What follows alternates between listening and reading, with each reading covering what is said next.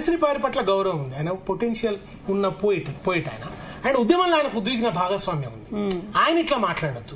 తెలంగాణ అస్మిత గురించి తెలిసిన వాడు, తెలంగాణ ఆత్మగౌరవం ఆత్మాభిమానం గురించి తెలిసినటువంటి వాడు ఆయన ఈ మాట మాట్లాడద్దు. ఒక స్వాభిమానం కోసం జరిగిన పోరాటం కదా, ఆయన ఈ మాట మాట్లాడద్దు. ఇంకొక మాట మరీ అన్యాయంగా మాట్లాడారు. అదేంటంటే ఇటలీ వనిత అయినటువంటి మా సోనియా గాంధీ ఇచ్చిన స్వతంత్రానికి తెలంగాణ ప్రజలు ఎందుకు సంబరాలు చేసుకున్నారు అన్నారు. అంటే తెలంగాణ ప్రజలు ఎవరు కూడా దయదలిచి సోనియా గాంధీ ఇచ్చిందని అవగాహన లేరండి. అది తప్పుడు ఉంటే కాంగ్రెస్ గెలిపించేవాళ్ళు కదా. లేదు, కాంగ్రెస్ నాయకులు ఉండొచ్చు ఆ అవగాహన. అందశ్రీ గారు ఉండొద్దు.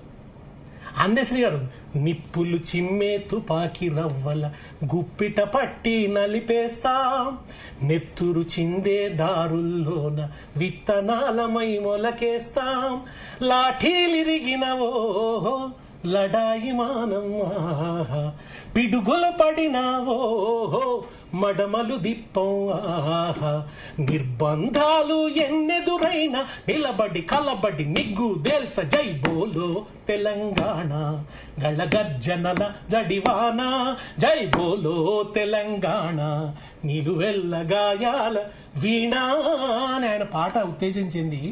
పిల్లలు పోరాటంలో కురికిరండి, బాష్పవాయు గోళాలకు అడ్డంగా పరిగెత్తిండ్రు, రబ్బరు బుల్లెట్ దెబ్బలు తిన్నారు, శరీరాలు కాల్చుకొని త్యాగం చేసిండ్రు.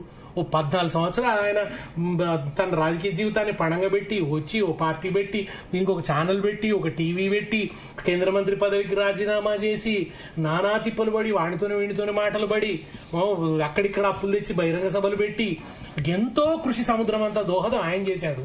ప్రజలకు పెద్ద పోరాటం, ప్రజా పోరాటం నిర్మాణమైంది, అమరుల త్యాగాలున్నాయి.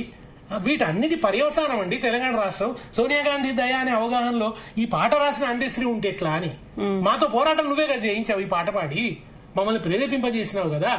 ఎవరండి మరి లాఠీలు ఇరిగిన లడాయి మానం అన్నది ఎవరు? అక్కడ దయదలిచిన మహారాణి ఇచ్చడానికి సిద్ధంగా ఉన్న లాఠీలు ఇరుడు ఎందుకు, లడాయిలు చేసుడు ఎందుకు? నువ్వే రాసావు కదా పాట. ఇవాళ ఆ పాటలో ఉన్న అవగాహనకి భిన్నంగా ఆయన మాట్లాడితే ఎట్లండి? నేను రేవంత్ రెడ్డి మాట్లాడితే లెక్క చేయండి. రేవంత్ రెడ్డి చుట్టూ తెలంగాణ ఉద్వేగం అల్లుకొని లేదు.